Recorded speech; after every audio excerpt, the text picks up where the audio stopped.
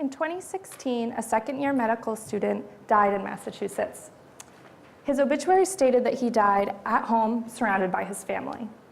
Except he actually wasn't at home, and he wasn't with his family. Instead, he was outside, alone, where he died by suicide.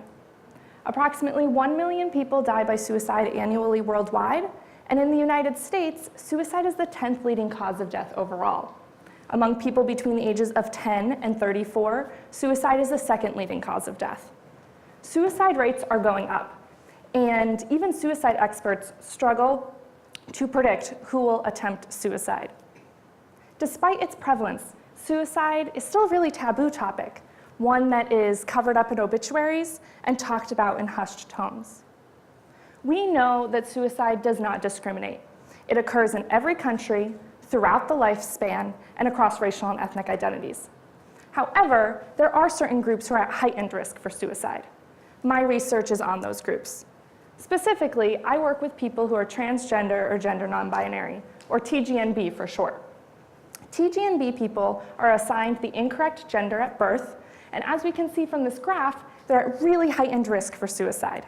Approximately 40% of TGNB individuals attempt suicide in their lifetime, whereas in the general population, about 4% of people do. This begs the question, what about TGNB people's experiences places them at this heightened risk for suicide? In order to answer this question, I recruited 180 TGNB individuals to complete a survey online. And what my results show are that TGNB individuals experience really high rates of victimization, or cruel and unjust treatment based on their gender identity. My results also show that current victimization is the most salient risk factor for future suicide attempts, above and beyond things like past victimization, body satisfaction, and even depression. What this tells us is that TGNB individuals attempt suicide in large part because of dangerous, toxic, and harmful environments that they're living in. And therefore, if we can improve those environments, we can help to reduce that high rate of suicide among TGNB people.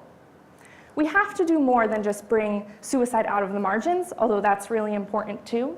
We also, as a collective community, have to come together to create an environment that's accepting, respectful, and kind to all people, regardless of gender identity.